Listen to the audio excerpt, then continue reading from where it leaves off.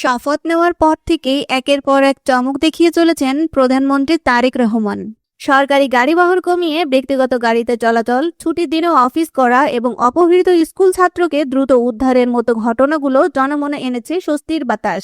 কিন্তু বিশ্লেষকরা বলছেন এই প্রাথমিক স্বস্তির চেয়েও বড় চ্যালেঞ্জ হবে দ্রব্যমূল্য নিয়ন্ত্রণ, ব্যাংক খাতে লুটপাট ঠেকানো এবং দলীয় প্রভাবমুক্ত প্রশাসন গড়া। 17 ফেব্রুয়ারি প্রধানমন্ত্রী হিসেবে শপথ নেওয়ার পর থেকেই প্রোটোকলের খোলস ভেঙেছেন তারেক রহমান। সরকারি সুবিধার শুল্কমুক্ত গাড়ি ও প্লট না নেওয়ার কঠোর নির্দেশনা দিয়েছেন দলীয় এমপিদের। জনদুর্ভোগ এড়াতে সচিবালয়ে নিয়মিত মন্ত্রিসভার বৈঠক এবং নিজের মুভমেন্টের সময় স্বাভাবিক যান চলাচল রাখার সিদ্ধান্ত তার মানবিক নেতৃত্বের অনন্য দৃষ্টান্ত।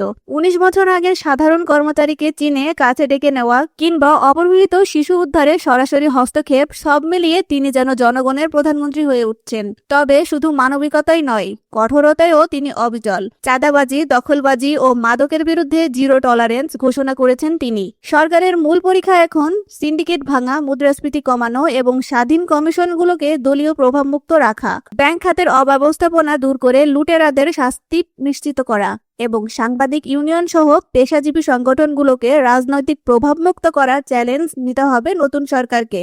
জনপ্রত্যাশা পূরণে অর্থের চেয়ে ইচ্ছাশক্তি বড় ভূমিকা রাখবে, এমনটাই মনে করছেন সাধারণ মানুষ।